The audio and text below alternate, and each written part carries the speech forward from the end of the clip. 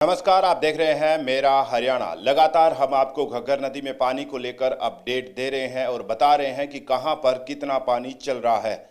इस वक्त की एक बड़ी अपडेट है। बड़ी अपडेट ये है कि O2 हेड सिरसा पर भारी मात्रा में जल स्तर बढ़ा है, वो भी करीब 12 घंटों के दौरान। सबसे बड़ी अपडेट जो है वो ये है कि करीब 4000 क्यूसेक पानी जो है वो बढ़ा है, जिसकी वजह से अब कह सकते हैं कि सरदूलगढ़ से लेकर राजस्थान साइफन तक के उन तमाम गांवों में जो है बाढ़ जैसा खतरा जो है वो पैदा हो रहा है। तमाम जानकारी देंगे, लेकिन सबसे पहले आपसे एक बड़ी अपील कि इस वीडियो को ज़्यादा से ज़्यादा लोगों तक पहुंचाइएगा, शेयर कीजिएगा, ताकि आगे के जितने भी लोग जो है वो देख रहे हैं इस वीडियो को, उसके बाद सतर्कता जो है जिस तरीके की उन्होंने बढ़ा रखी है वो और मुस्तैदी से जो है वो बढ़ाई जा सकती है, क्योंकि पीछे से लगातार पानी जो है वो बढ़ रहा है। तमाम अपडेट आपको बताएंगे, क्योंकि हरियाणा में 6 जिले ऐसे हैं जो घग्गर नदी किनारे बसे हुए हैं, जिनको घग्गर नदी सीधा सीधा इम्पैक्ट करती है। इसके अलावा पंजाब के भी करीब कई जिले ऐसे हैं जिसमें से होकर घग्गर नदी गुजरती है, तो वहाँ पर भी जो है एक तरह से अलर्ट है। तो कुल मिलाकर पीछे से पानी कम नहीं हो रहा है और आगे पानी अब लबालब जो है आगे बढ़ना शुरू हो गया है, जिसकी वजह से बाढ़ जैसी स्थिति जो है वो पैदा होती हुई दिखाई दे रही है। सबसे पहले बात कर लेते हैं गुलाचीका की कि गुलाचीका में मौजूदा स्थिति क्या है। तो सबसे बड़ी अपडेट ये है कि गुलाचीका में 50,000 से ऊपर पानी निरंतर आगे बढ़ रहा है। 50,134 कल शाम को था, लेकिन सुबह 6 सितंबर 2025 की अगर बात करें तो 50,454 क्यूसेक पानी जो है वो लगातार आगे बढ़ रहा है। वहीं खनौरी की बात करें तो 14,150 क्यूसेक पानी आगे बढ़ रहा है। चांदपुर में 15,080 क्यूसेक और सरदूलगढ़ यहाँ पर निरंतर जो है भारी जलभराव की वजह से कह सकते हैं कि निरंतर पानी का स्तर जो है वो बढ़ता हुआ दिखाई दे रहा है। करीब 2000 क्यूसेक पानी जो है यहाँ पर बढ़ा है। तो अब सुबह की अगर बात करें तो 45,500 क्यूसेक पानी जो है वो बढ़ गया है। वहीं O2 की बात करें तो O2 पे 27,500 क्यूसेक पानी हो गया है, जिसमें से राजस्थान की तरफ भी भारी मात्रा में पानी 25,500 क्यूसेक पानी जो है वो छोड़ा जा रहा है, आगे बढ़ रहा है।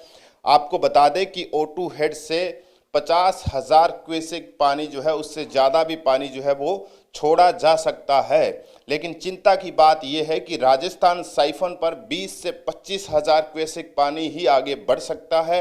इससे अगर ज़्यादा पानी आगे बढ़ता है तो फिर खतरा जो है वो पैदा हो जाता है, क्योंकि राजस्थान साइफन और हरियाणा साइफन वहाँ पर दो जो साइफन बने हुए हैं उससे लिहाजन जो है वो पानी 20 से 25,000 क्यूसेक जो है वो निकलता है। 2023 की अगर बात करें तो 2023 में इंदिरा गांधी नहर में पानी नहीं था और उसी के चलते जो है वो पानी इंदिरा गांधी नहर में छोड़ा गया था, जिस वजह से कह सकते हैं कि बाढ़ से बचा गया था। लेकिन इस बार इंदिरा गांधी नहर खुद कह सकते हैं कि भारी पानी जो है उसमें चल रहा है, जिसकी वजह से इंदिरा गांधी नहर का पानी घग्गर में गिर सकता है, लेकिन घग्गर नदी का पानी जो है वो इंदिरा गांधी नहर में नहीं गिर सकता। तो इसी वजह से जो है दिक्कतें पैदा हो सकती है। इसके अलावा क्योंकि हम लगातार आपको बता रहे हैं तो कुरुक्षेत्र, अंबाला, पंचकुला, कैथल, फतेहाबाद, सिरसा ये हरियाणा के वो जिले हैं जहां पर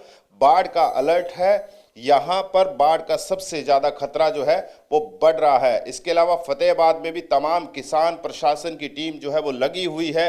निरंतर जो है वो तटबंधों को मजबूत किया जा रहा है। इसके अलावा पंजाब के भी उन तमाम इलाकों में जहाँ से होकर घग्गर गुजरती है वहाँ पर भी जो खास करके ग्रामीण प्रशासन और तमाम जो किसान साथी है वो ठीकरी पहरा देकर तटबंध को मजबूत कर रहे हैं।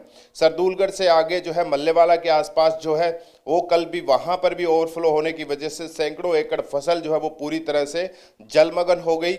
इसके अलावा एक बड़ी अपडेट ये है कि सिरसा के जोड़नाली के आसपास जो है वहाँ पर भी जो है घग्गर नदी ओवरफ्लो होने की वजह से करीब 1000 से ज़्यादा एकड़ फसल पूरी तरह से जलमग्न हो गई और एक पुल का हिस्सा ढह गया, जिसकी वजह से जो दैनिक भास्कर की रिपोर्ट है उसकी वजह से कह सकते हैं कि 20 गांव की कनेक्टिविटी जो है वो टूट गई है।